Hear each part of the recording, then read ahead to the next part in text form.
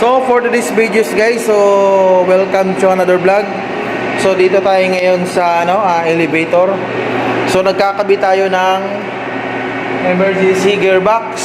So guys, nilalagyan natin siya ng emergency para in case pagka nagkaroon ng brownout, meron pa siyang ilaw sa elevator. So pakita ko sa inyo guys yung paano mag-terminate sa sa elevator emergency gearbox.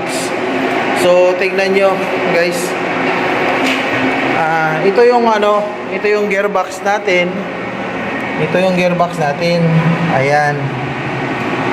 So ito yung gearbox natin guys. Meron siyang nakalagay dito na watts. Example, yung ilaw natin, gusto mong medyo mahaba yung takbo ng ilaw niya. Meron kasi itong 2 hours lang. So pwede natin gawin siyang 3 hours bago siya mamatay. So ngayon, dito natin siya i-adjust. So pwede siyang mag-adjust dito guys, na gawin mo siyang 5 watts. Gawin mo lang siya ng 12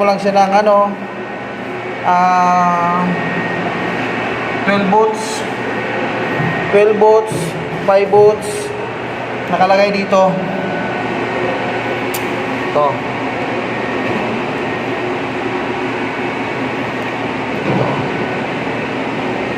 Meron siyang nakalagay dito na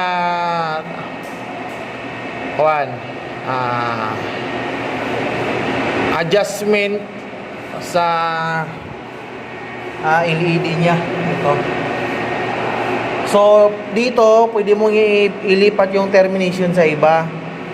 Ipagpalit-palit mo lang siya para medyo matagal yung yung brownout ng ilaw. So, aabot siya ng 3 hours pag nag-duration test tayo. So, yun lang guys. Yun lang. Good luck.